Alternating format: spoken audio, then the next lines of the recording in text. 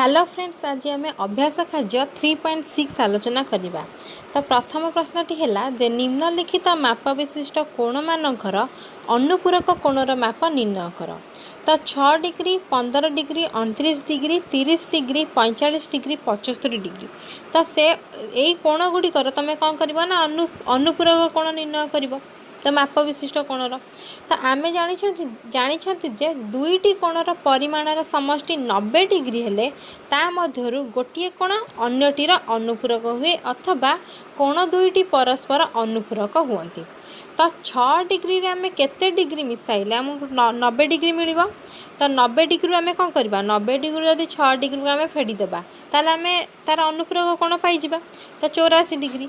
तो 6 डिग्री अनुपूरक केते हबो ना 84 डिग्री। सेहीपरि 15 डिग्री अनुपूरक कोण किए हम ना 90 डिग्री जब आम 15 डिग्री फेड़ीदेवा ताले आम केते पाइबा 75 डिग्री। तेणु 15 75 मिसे 90 हम तो उभय उभयकर कौन हेले अनुपूरक कोण। तो सेहीपरि 29 डिग्री अनुपूरक कोण हम 61 डिग्री। तो 90 डिग्री फेण 29 डिग्री शेष मान 61 डिग्री। सेहीपरि 30 डिग्री अनुपूरक कोणर परिमाण हम 60 डिग्री।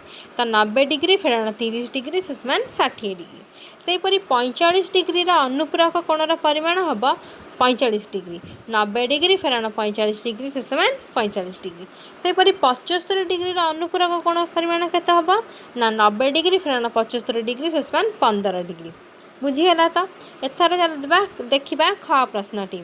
तो निम्नलिखित माप विशिष्ट कोण मानकर परिपूरक कोणर परिमाण निर्णय कर।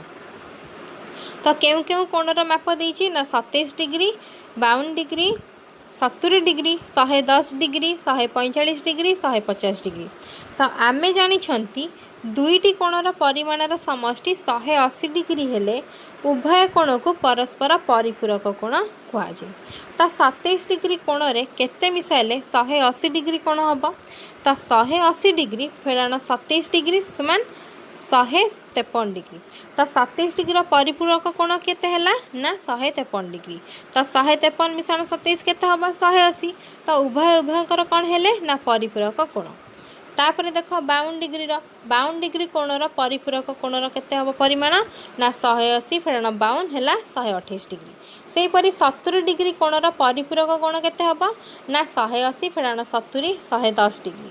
सेहीपरि 145 डिग्री कोणर परिपूरक कोणर माप केते हबो ना 180 फेराण 145 समान 135 डिग्री। खाली 35 डिग्री हम ये 100 भूल लिखी दिए जेटा खाली 35 डिग्री हम। से 150 डिग्री कोणर परिपूरक कोणर परिमाण केते हबो ना 180 फेराण 150 समान 130 डिग्री एटा 35 डिग्री। तापर देख 2 नंबर क प्रश्नटी जे 45 डिग्री आउ 45 मिनिट माप विशिष्ट कोणर अनुपूरक और परिपूरक कोणर माप निर्णय कर। ये जो 45 मिनिट थिला एटा हला मिनिट कहती। तो तुम जानिछ ना जे गोटे डिग्री होची 60 मिनिट। जेमिति कि आमर 1 टंका होची केते 1 टंका होची 100 पैसा। सेहीपरि गोटे डिग्री होची 60 मिनिट। सी देला जे आम जानी दुईटी कोणर परिमाणर समष्टि 90 डिग्री हेले परस्पर अनुपूरक और दुईटी कोणर परिमाण समष्टि 180 डिग्री हेले परस्पर परिपूरक हेबे। सी देछि जे 45 डिग्री आ 45 डिग्री 45 मिनिट अनुपूरक आ परिपूरक बाहर करवा। तो जेमिति मन कर धर तुमको दिज्व जे 10 टंका 20 पैसा 20 पैसा केते मिसेले तुम पाखे 20 टंका हम।